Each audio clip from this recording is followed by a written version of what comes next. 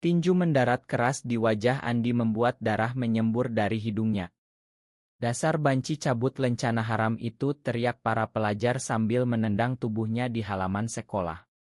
Hujan deras membasahi jalanan Jakarta sore itu, tapi Andi tidak merasakan dinginnya air, hanya rasa sakit yang menusuk di dada dan perutnya. Pin pelangi kecil yang dia sematkan pagi tadi di tas sekolahnya sebagai bentuk keberanian kecil kini menjadi alasan mereka menghajarnya tanpa ampun. "Kamu bikin malu sekolah homod," kata satu orang sambil menarik kerah bajunya. Andi berusia 17 tahun, siswa SMA negeri di pinggiran Jakarta Selatan, anak satu-satunya dari keluarga sederhana yang ayahnya bekerja sebagai pegawai kantor biasa. Selama ini dia menyembunyikan perasaannya suka pada laki-laki, tapi hari ini dia memutuskan untuk tidak lagi takut. Teman-temannya melihat Pin itu saat istirahat dan langsung berubah menjadi monster. Tendangan demi tendangan membuatnya jatuh ke tanah lumpur bercampur darah. Dia mencoba bangkit berlari tapi kakinya lemas.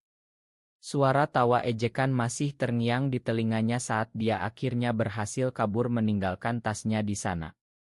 Rumahnya tidak jauh, hanya 2 blok, tapi rasanya seperti lari maraton. Pintu rumah terbuka, ayahnya Budi berdiri di sana dengan wajah datar tidak terkejut.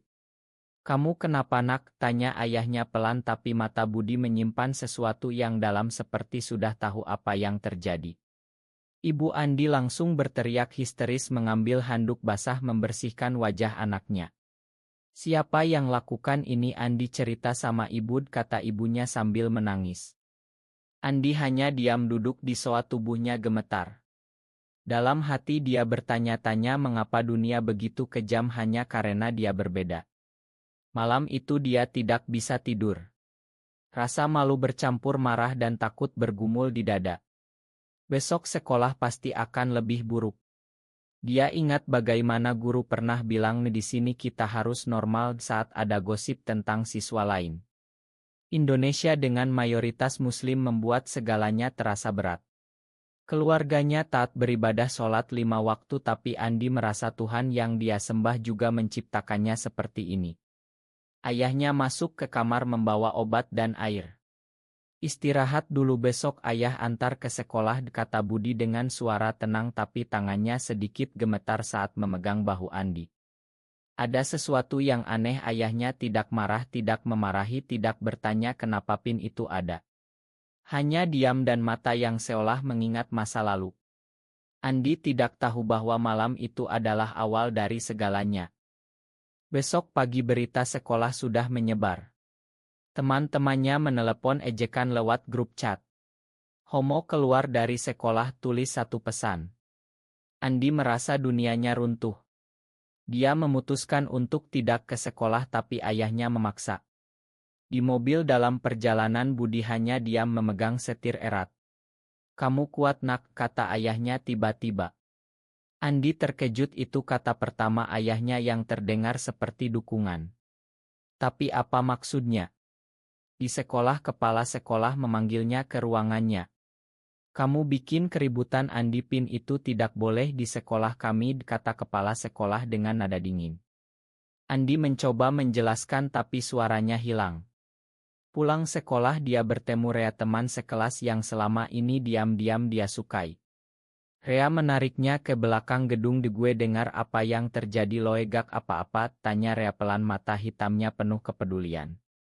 Itu momen pertama Andi merasa tidak sendirian. Mereka bicara sebentar, Rea bilang dia juga merasakan hal yang sama tapi takut. Andi pulang dengan hati sedikit ringan, tapi luka di tubuhnya masih sakit. Malam itu ayahnya duduk di teras sendirian merokok, jarang sekali Budi merokok. Andi mengintip dari jendela melihat ayahnya seperti sedang mengingat sesuatu yang berat. Rahasia mulai terasa dekat, tapi Andi belum tahu. Hari-hari berikutnya bullying semakin parah. Teman-temannya melempar cataan hinaan di kelas.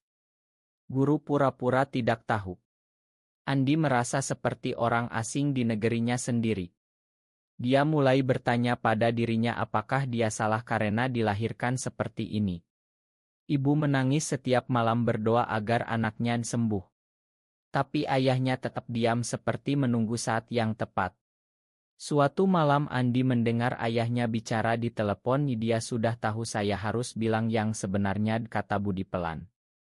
Andi menggigil. Apa yang ayahnya sembunyikan?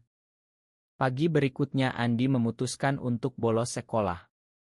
Dia naik angkot ke Kota Lama Jakarta Pusat, berjalan sendirian di antara keramaian Monas. Pikirannya penuh dengan pertanyaan. Mengapa masyarakat begitu membenci orang seperti dia? Di bangku taman dia duduk memegang pin pelangi yang sudah rusak. Rea mengirim pesan Deloy, di mana gue khawatir. Mereka janjian bertemu di kai kecil di Kemang, tempat yang relatif aman bagi anak muda seperti mereka. Rea datang dengan topi menutupi wajah. Gue juga pernah dihina dulu, tapi gue sembunyikan, cerita Rea sambil memegang tangan Andi di bawah meja. Sentuhan itu membuat Andi merasa hangat untuk pertama kali. Mereka bicara berjam-jam tentang mimpi masa depan. Rea ingin kuliah desain, Andi ingin menjadi penulis. Kita bisa saling dukung, kata Rea. Tapi saat pulang Andi melihat mobil ayahnya sudah parkir di depan rumah. Budi menunggu di ruang tamu. Kamu kemana saja? Tanya ayahnya, tidak marah tapi tegas. Andi menceritakan semuanya termasuk Rea. Ayahnya diam lama lalu bilang, ayah mengerti nak, tapi dunia ini keras. Malam itu ibu Andi marah besar. Kamu bawa malu keluarga Andi. Kita keluarga baik-baik. Andi lari ke kamar menangis. Dia merasa terjebak antara perasaannya dan harapan orang tua. Di sekolah hari Senin bullying naik level. Ada spanduk kecil di pagar, homo keluar. Kepala sekolah memanggil orang tua. Ibu menangis di depan guru, anak saya bukan begitu. Ayahnya hanya diam mendengarkan lalu bilang, biarkan anak saya belajar tenang. Pulang dari sekolah Andi merasa ayahnya berubah. Budi mulai bertanya tentang hari-harinya, mendengarkan tanpa menghakimi. Suatu sore ayahnya mengajak Andi jalan ke pantai Ancol. Di sana di antara angin laut Budi bercerita tentang masa mudanya. Ayah dulu juga punya teman dekat yang mirip kamu nak, dia menderita karena dunia tidak menerima. Andi terkejut pertama kali ayahnya membuka diri. Tapi Budi tidak cerita lebih jauh, hanya bilang, rahasia ayah akan kamu tahu nanti. Hubungan dengan Rea semakin dekat, mereka bertemu diam-diam di taman atau kai. Rea menjadi tempat Andi curhat. Gue suka loe Andi dari dulu, aku Rea suatu malam di bawah pohon mangga. Andi membalas pelukan itu, hati mereka bertaut. Tapi tekanan masyarakat semakin berat. Ada kelompok pemuda di masjid dekat rumah yang mulai gosip tentang anak bule Budi yang aneh. Andi mulai merasa dia membahayakan keluarga. Dia memutuskan untuk memutuskan pin itu, tapi Rea bilang, jangan, Andi itu bagian dari diri loe. Konflik batin Andi semakin dalam. Dia bertanya pada dirinya, apakah cinta ini layak diperjuangkan? Ayahnya mulai sering keluar malam. Andi curiga. Suatu malam dia mengikuti ayahnya diam-diam melihat Budi bertemu orang asing di warung kopi, bicara pelan tentang masa lalu Bin. Andi terkejut, ayahnya pernah di Badan Intelijen Negara. Rahasia mulai terbuka sedikit demi sedikit. Di rumah ibu mulai lebih tenang setelah bicara dengan tetangga yang punya anak serupa. Tapi bullying di sekolah tidak berhenti. Andi dipukul lagi di toilet sekolah. Dia pulang dengan bibir bengkak. Ayahnya melihat, tapi kali ini mata Budi berapi-api seperti ada keputusan besar. Besok ayah akan selesaikan ini, kata Budi. Andi tidak tahu apa yang akan terjadi, tapi dia merasa ayahnya bukan orang biasa. Persahabatan dengan Rea memberi kekuatan. Andi mulai menulis diari tentang perasaannya. Dia sadar bahwa tumbuh bukan berarti berubah tapi menerima. Tapi ujian masih panjang. Ketegangan di rumah mencapai puncak saat ibu Andi menemukan chat Andi dengan Rea. Ini tidak boleh Andi, kamu harus nikah normal, teriak ibunya. Andi merasa dunia runtuh lagi. Dia lari dari rumah naik bus ke stasiun Gambir berniat kabur ke Bandung. Di kereta dia menangis diam-diam memikirkan Rea dan ayahnya. Rea menelepon panik, "Deloe, jangan pergi, gue jemput." Mereka bertemu di stasiun. Rea memeluknya erat, "Kita hadapi bareng." Mereka menginap di penginapan murah, bicara sepanjang malam tentang masa depan. Andi merasa untuk pertama kali ada yang benar-benar mengerti. Sementara itu di Jakarta, Budi menggunakan koneksi lamanya. Sebagai mantan agen BIN, dia masih punya nomor penting. Dia menelepon teman lama, "Saya butuh bantuan, anak saya dalam bahaya karena prasangka." Keesokan harinya kepala sekolah menerima telepon misterius dan bullying mulai mereda. Andi pulang setelah Rea membujuknya. Ayahnya menunggu di pintu. "Ayah tahu kamu pergi, nak." Ayah tidak marah. Untuk pertama kali Budi memeluk Andi erat. Malam itu di ruang keluarga, Budi mulai bercerita sedikit. "Ayah dulu bekerja rahasia untuk negara, nak. Ayah lihat banyak hal yang membuat ayah sadar bahwa manusia harus diterima apa adanya." Andi mendengarkan dengan mata lebar. Ayahnya pernah ditugaskan di daerah konflik melindungi seseorang yang ternyata memiliki rahasia serupa. Teman ayah itu mati karena tidak diterima. Ayah tidak mau itu terjadi pada kamu. Rahasia mulai terkuak. Ibu Andi mendengarkan sambil menangis. "Kenapa ayah tidak pernah cerita?" Budi bilang, "Karena pekerjaan ayah berbahaya, nak. Rahasia itu untuk melindungi keluarga." Andi merasa ayahnya adalah pahlawan. Diam-diam, hubungan keluarga mulai membaik. Ibu mulai mencoba memahami dengan membaca artikel tentang identitas. Di sekolah, guru memanggil Andi. "Kami minta maaf, situasinya sudah tenang." Rea dan Andi semakin dekat. Mereka jalan di taman kota berpegangan tangan diam-diam. Andi mulai berani bicara di depan cermin, "Saya gay dan itu bukan salah." Tapi masyarakat luar masih menekan ada ancaman dari kelompok konservatif yang tahu tentang PIN itu. Suatu hari ada surat ancaman di kotak pos, "Dihentikan atau keluarga kalian akan menderita." Budi membacanya, wajahnya keras. "Ayah akan urus ini." Menggunakan skill agen lamanya, Budi melacak pengirimnya, ternyata anak dari tetangga yang iri. Konfrontasi terjadi. Ayah Andi bicara langsung dengan orang tua anak itu, "Anak saya punya hak hidup tenang." Ancaman berhenti. Andi semakin kagum pada ayahnya. Dia mulai melihat ayahnya bukan sebagai figur keras tapi sebagai pelindung yang pernah berkorban banyak. Persahabatan dengan Rea berkembang menjadi cinta sejati. Mereka saling dukung dalam mimpi. Andi mulai menulis cerita pendek tentang anak muda seperti dia dan mengirim ke majalah online. Respons positif membuatnya percaya diri. Tapi krisis belum selesai. Ayahnya masih menyimpan bagian terbesar dari rahasia. Rahasia besar terbuka saat Andi menemukan kotak lama di gudang. Di dalamnya ada foto ayahnya muda dengan seragam BIN dan surat-surat rahasia. Ada juga foto seorang pria muda yang mirip teman dekat. Andi bertanya langsung, "Ayah ini siapa?" Budi duduk lama lalu cerita panjang. "Ayah dulu agen khusus, nak. Ayah ditugaskan menyamar di komunitas tertentu untuk melindungi negara dari ancaman. Di sana ayah bertemu dengan seorang pria baik yang seperti kamu. Dia membantu ayah tapi akhirnya dia dibunuh karena identitasnya. Ayah gagal melindunginya, itu menjadi beban ayah seumur hidup." Air mata Budi jatuh pertama kali Andi melihat ayahnya menangis. "Ayah takut kamu mengalami hal sama, makanya ayah diam saja dulu." Andi memeluk ayahnya, "Ayah sudah lindungi saya sekarang." Momen itu mengubah segalanya. Keluarga duduk bersama. Ibu meminta maaf, "Ibu salah, nak. Ibu hanya takut kehilangan kamu." Andi merasa beban di dada hilang. Di sekolah dia mulai aktif lagi meski ada yang masih bisik-bisik. Rea menjadi kekuatannya. Mereka belajar bersama, merencanakan kuliah di universitas yang lebih terbuka. Tapi ada satu ujian besar. Kelompok radikal di daerah mereka mendengar kabar dan mendatangi rumah. Malam itu teriakan di depan pagar, "Keluar homo." Budi keluar tenang menggunakan teknik agen lama. Dia bicara dengan pemimpin kelompok, "Anak saya warga negara, punya hak. Ayah pernah lindungi negara, kalian juga bagian dari itu." Ajaibnya mereka mundur setelah Budi tunjukkan identitas lamanya. Andi menyaksikan dari jendela bangga.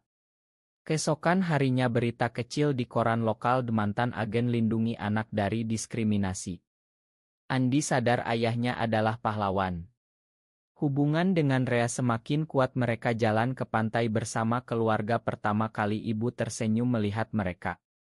Andi mulai berbicara di komunitas kecil online tentang pengalamannya tanpa membenci tapi mengajak paham. Tumbuhnya terasa nyata, dia belajar bahwa keberanian bukan tanpa takut tapi tetap maju. Ayahnya bangga, kamu lebih kuat dari ayah nak. Konflik internal Andi selesai, dia menerima dirinya sepenuhnya. Tapi masyarakat luas masih tantangan.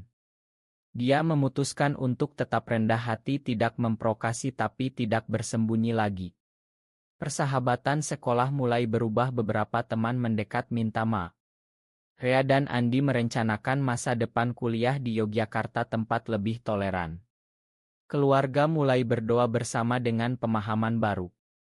Rahasia ayah menjadi kekuatan bukan beban. Dengan rahasia terbuka, Andi merasa hidup baru. Dia kembali ke sekolah dengan kepala tegak meski ada yang masih menatap aneh. Guru memanggilnya, kamu inspirasi Andi tapi hati-hati. Andi tersenyum, saya hanya ingin belajar seperti yang lain Pak. Rea dan Andi semakin dekat, mereka belajar bersama di perpustakaan, saling dukung ujian.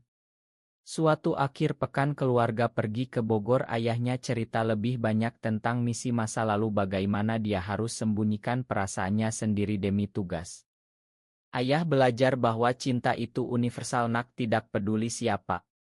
Ibu Andi mulai terbuka bicara dengan tetangga tentang penerimaan. Andi menulis esai untuk lomba sekolah tentang identitas dan keluarga dan menang. Penghargaan itu membuatnya bangga. Tapi ada satu konflik terakhir, teman lama yang dulu menghajarnya datang minta maaf, gue salah Andi, gue takut sendiri. Andi memakan itu bagian dari penyembuhan. Dengan ayahnya Andi belajar bela diri dasar supaya kamu bisa lindungi diri sendiri nak. Mereka latihan di halaman rumah, tertawa bersama. Rea ikut bergabung menjadi seperti keluarga. Hubungan romantis mereka tumbuh pelan, penuh pengertian. Mereka janji saling jaga di masa depan. Andi sadar bahwa perjuangan tidak berakhir tapi dia sudah siap. Keluarga semakin harmonis, makan malam bersama, cerita tentang hari masing-masing. Ayahnya pensiun total dari dunia lama, fokus pada keluarga.